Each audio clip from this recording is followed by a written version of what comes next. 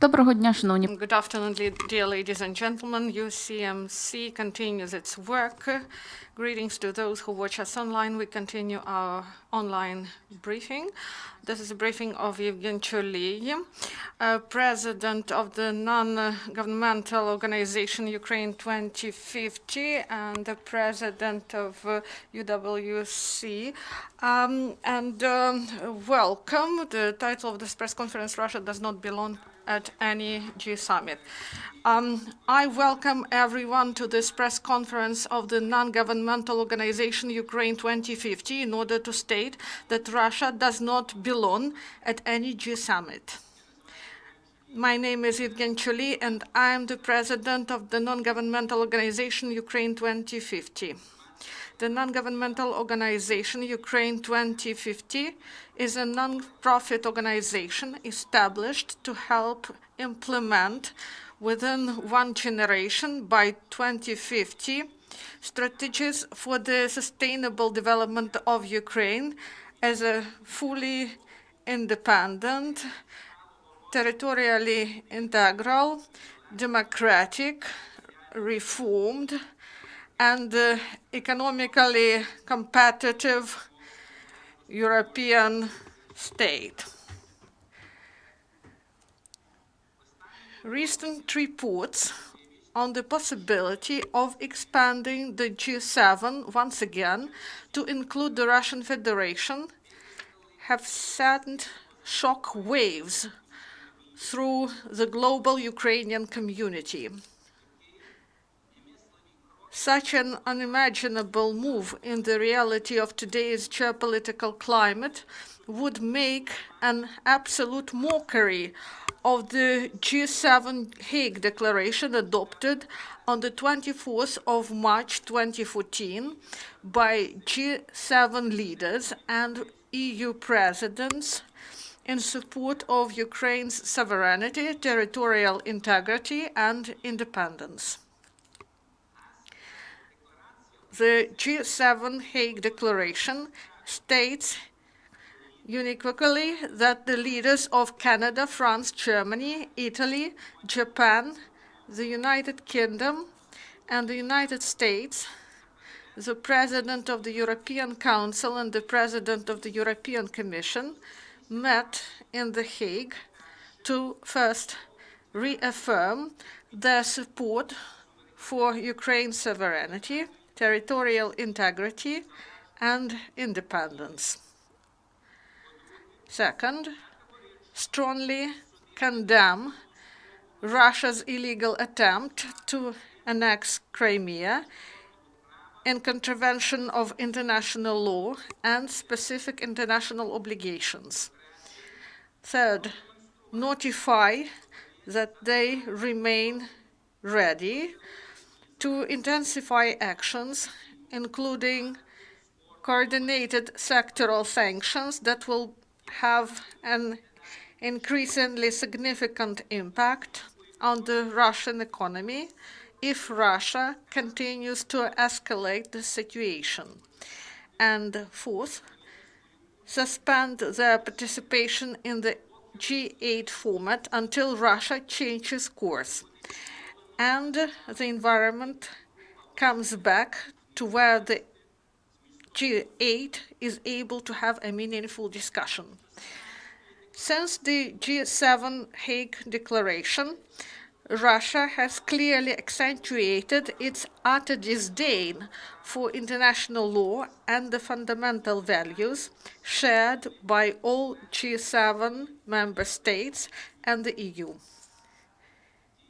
Indeed, not only has Russia continued to occupy Crimea in direct violation of its international obligations, but it has also subsequently invaded and continues its illegal occupation of parts of eastern Ukraine.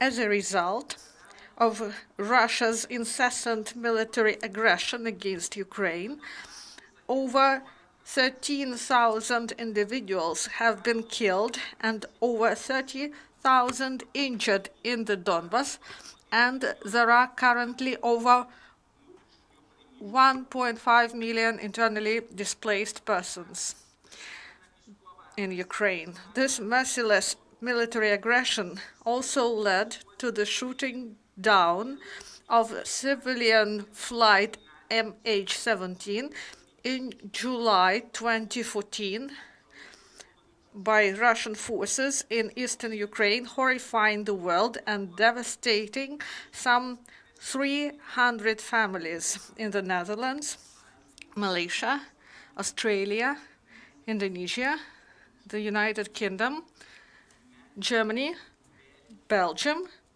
Philippines, Canada, New Zealand, and the United States.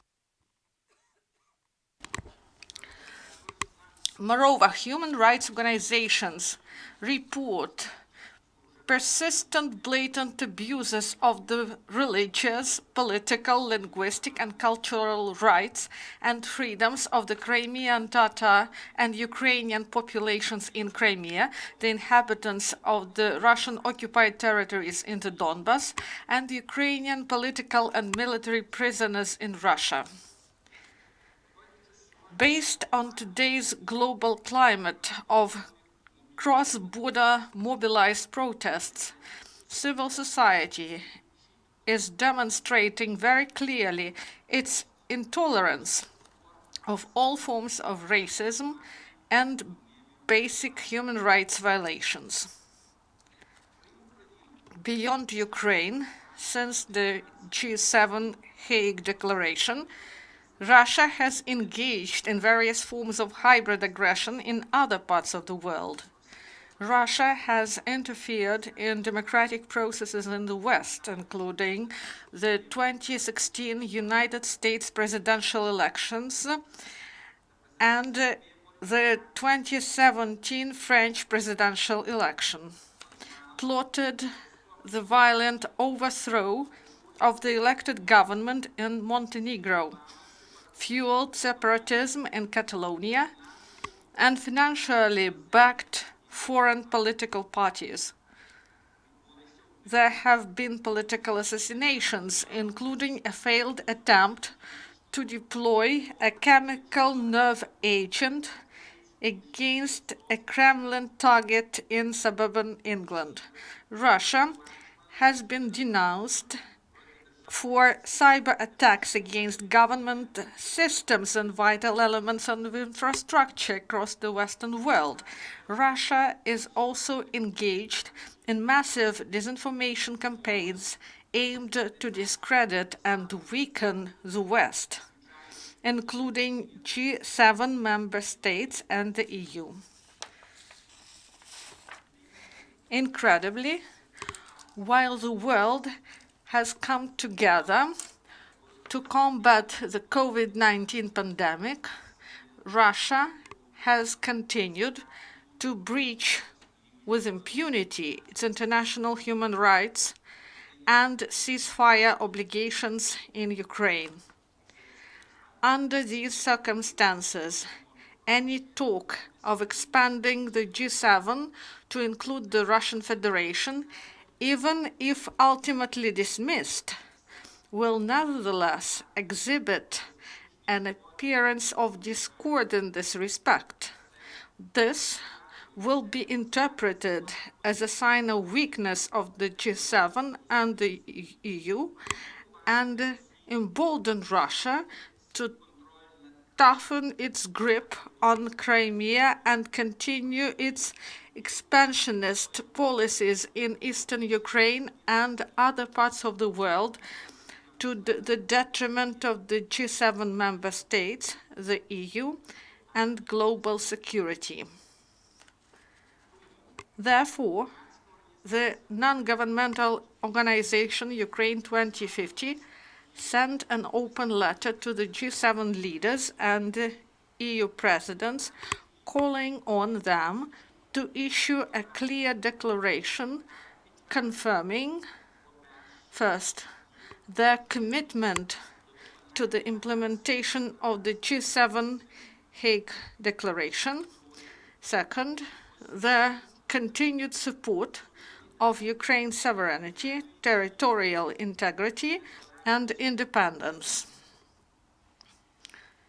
Third, that they shall not reinstate their participation in the former G8 format, nor invite the Russian Federation to participate in future G7 summits until such time as Russia has unanimously demonstrated that it shares the fundamental values of the G7 member states and the EU, including respect for the principles of sovereignty and non-interference in the affairs of other states, and has fully ceased its illegal occupation of Crimea and parts of eastern Ukraine.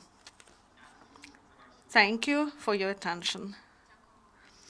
We thank you, Evgeny, and we thank all our audience. So that is the end of press briefing. Have a nice day.